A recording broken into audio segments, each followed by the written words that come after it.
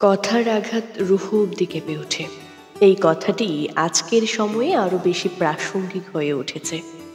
আজকাল মানুষের কথায় কষ্ট দেওয়াকে অনেকেই তেমন গুরুত্ব দেয় না। হয়তো সামাজিক যোগাযোগ মাধ্যমের প্রভাব বা দ্রুত জীবনের চাপে আমরা ভুলে যাই যে কথারও ওজন আছে, কথারও শক্তি আছে।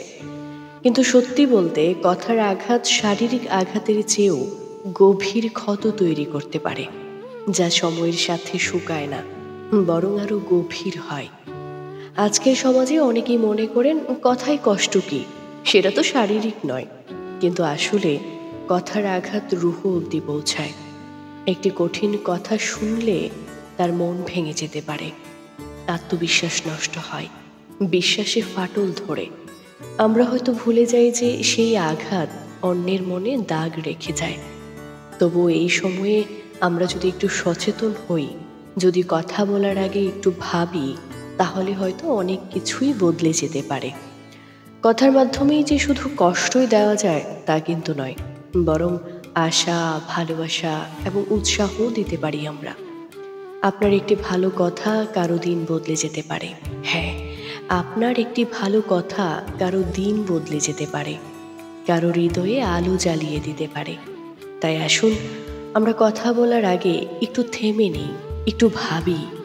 আপনার কথাই যেন কারো বুক কেঁপে না ওঠে, বরং আপনার কথাই যেন ভালোবাসার ছোঁয়া থাকে, ভালোবাসার ছোঁয়া লাগে। কারণ কথার শক্তি অসীম। এটি দিয়ে আমরা হয়তো কারো জীবন বদলে দিতে পারি।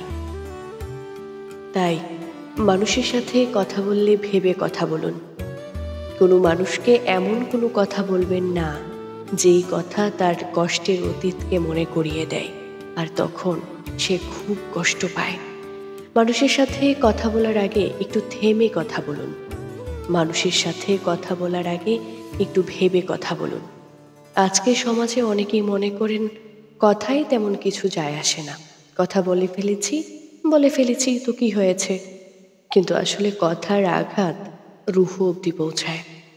একটি কঠিন কথা কেউ যদি শুনে, বা একটি খারাপ কথা তার সম্পর্কে কেউ যদি শুনে, তাহলে তার মন ভেঙে যায়, আত্মবিশ্বাস নষ্ট হয়ে যায়, বিশ্বাসে ফাটল ধরে।